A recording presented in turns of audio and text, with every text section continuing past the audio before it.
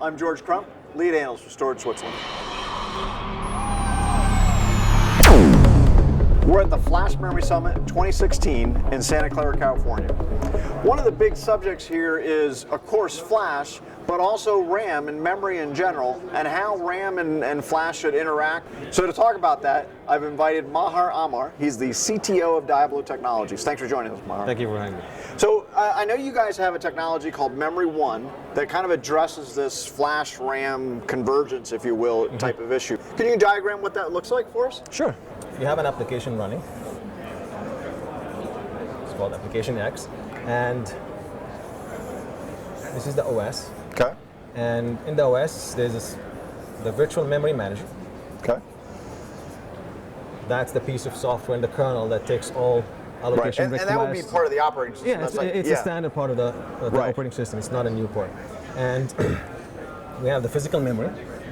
So this is the RAM of the system. Okay. And what we do is we have our pool of flash.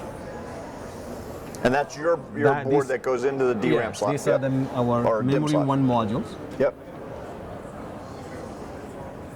Okay. So here you have, let's say, 120. For example, a standard server would have 128 gig of DRAM. Of RAM. Okay. Right. With Memory One, you can have up to 2 terabytes per DIMM. Flash. Per DIMM or total? No, for the whole server. Okay. So every DIMM is 128 gig. Gotcha. You can have up to 16 of them. Okay. So that's 2 terabytes. And the software, we call it DMX, Diablo Memory Expansion, plugs into the VMM, and through some user-defined files, configuration files, the user can select to say, I want this application X to be managed to have all its memory allocation requests to be managed by DMX. So not a significant change to the application itself? Nothing. Okay. Nothing, no change to the applications at all. Okay. Okay, so the application will be running as it will normally run. When it makes any allocation requests, it goes to the VMM. The first thing will happen, that VMM will pass it on to DMX. Okay. DMX will go through its filtering and will decide whether it has to manage this application or not. If it does, then what's going to do, it's going to create a context for this application called X, and also carve out certain amount of physical memory inside the system. Okay. And now from this point on, DMX will start mapping pages for that application as the application make requests. Okay. Makes sense. At some point, the application will request, like this whole memory will get filled. Yes.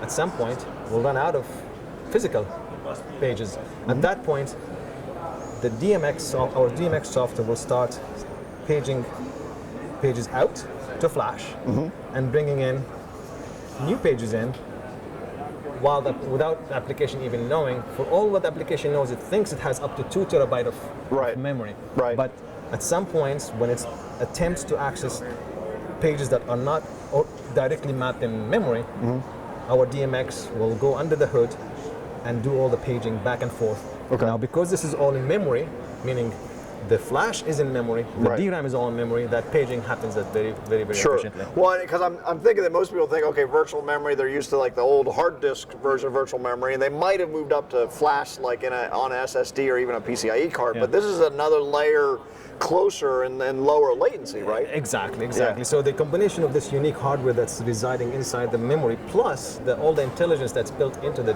DMX software, the combination of these two elements make the Memory One product performance achieve the levels that required for these applications. Okay. And so then, as I look at this, then it looks like I have to have at least one stick of regular RAM.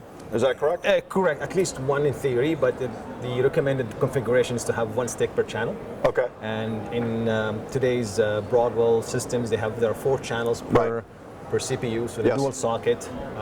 The recommended configuration is 8 DIMMs, 1 per channel, and then 1 or 2 memory 1 modules per channel, so Okay. up to 16 modules. And then from an application standpoint, is those sort of NoSQL environments and things like that, is that the sweet spot for you guys, or is it broader than that? There are multiple applications that can really leverage this.